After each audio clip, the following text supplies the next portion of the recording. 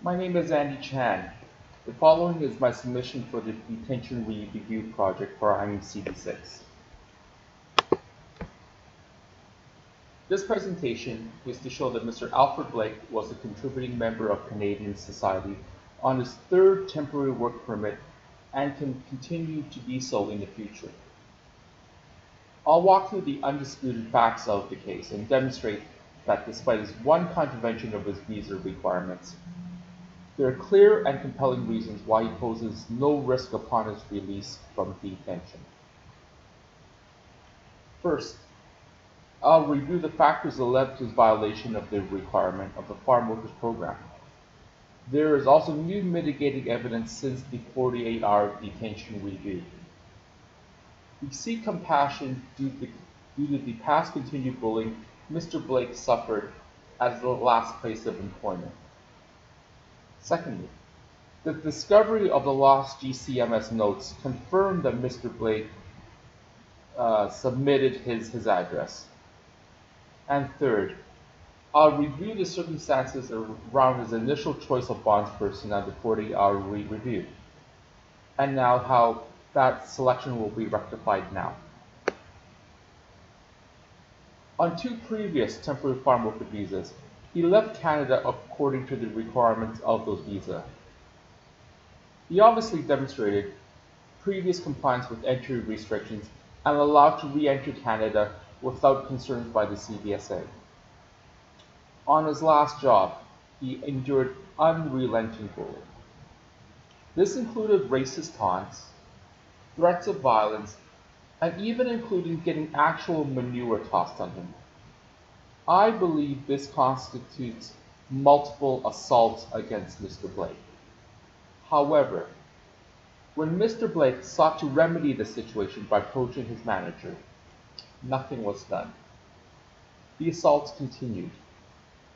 My client recognizes and is remorseful the mistake he made quitting his temporary work, but he had every reason to fear for his personal safety, especially since requesting aid from his employer went unanswered. Contrast this with a blossoming romantic relationship Mr. Blake developed with Ms. St. John, his girlfriend. He was embarrassed and confused. He did not want to jeopardize the planned marriage engagement with Ms. St. John, who is now acting as his bondsperson. It was this duress of trying to get away from the assaults and also while trying to preserve his relationship that caused him to leave his job. We hope the member can sympathize compassionately with Mr. Blake's mental state at that time. Despite this, Mr. Blake did submit a change of address as required, and as the newly discovered missing pages of the GCMS notes indicate, he showed that the new address was Miss St. John's home. This information was not properly received. There was clearly no intention to evade the CBSA. The error by the CBSA caused an arrest warrant to be issued.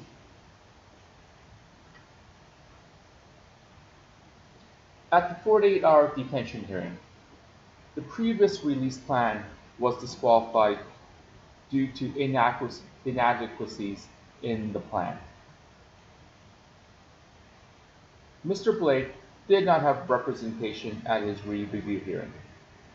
He could not have known the concept of the general requirements outlined in Regulation 47 and 48 and Regulation 49 failure to comply. He specifically did not ask Ms. St. John as a bondsperson, mistakenly believing it was the best way to protect their relationship. Moving forward, Part 14 of the regulation outlines the factors for detention and release. Regulation paragraph 244A outlines the likelihood to appear for examination, and 245 outlines flight risk. Both are relevant statutes for this hearing. Regulation 248 outlines the other factors, and Regulation 245 to 249 again outlines the requirements of the bondsperson and deposits and guarantees. We have a new release plan. To address the issues, Mr. Blake has no criminal history up to this point.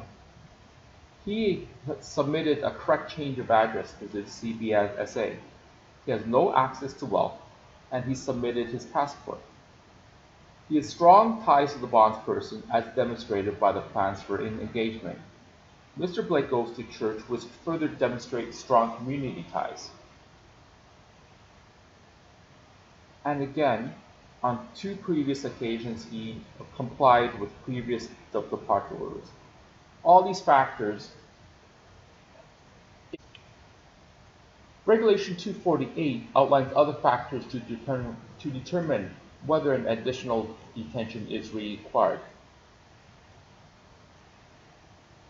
Our position is that an error and a lack of diligence was made by the CBSA in the missing GCMS notes.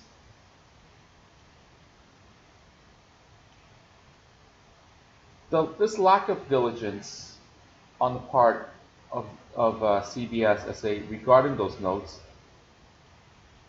and also not previously sending the removal order to the correct address, is a form of absolute liability, where it is not open to Mr. Blake to exculpate himself by showing that he was free of fault. The member at the 48-hour review was not given the entire facts of the case. Therefore, I argue that continued detention is a case of incarceration and absolute liability, which is a Section 7 violation of the Canadian Charter of Rights based on principles of natural justice.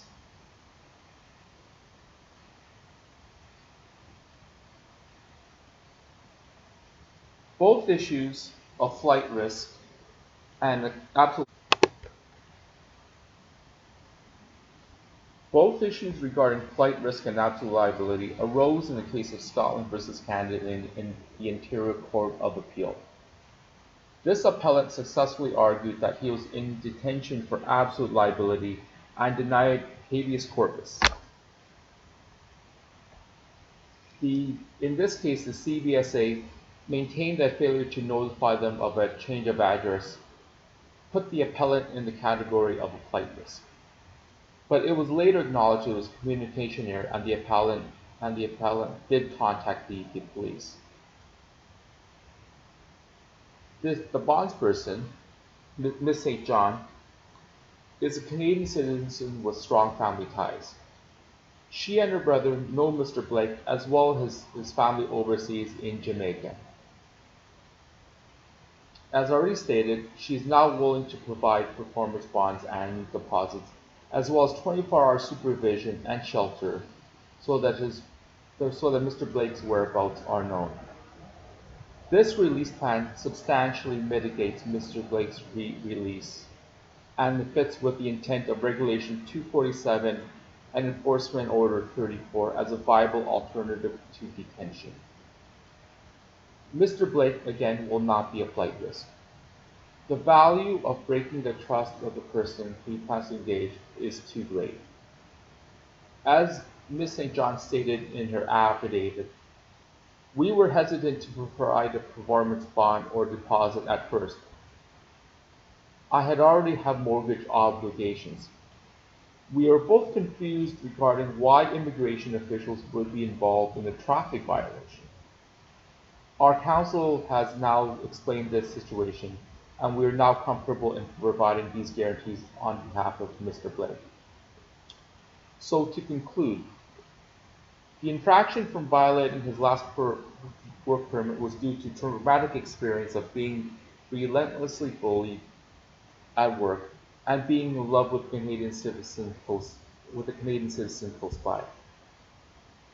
He has strong ties to this Canadian citizen, who is now willing to provide deposits and performance bond guarantees.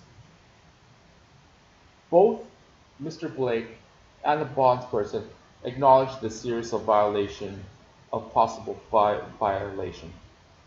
So therefore, because of all these factors,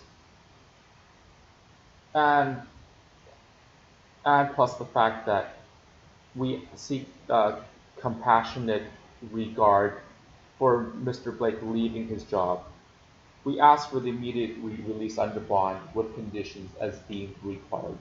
Thank you.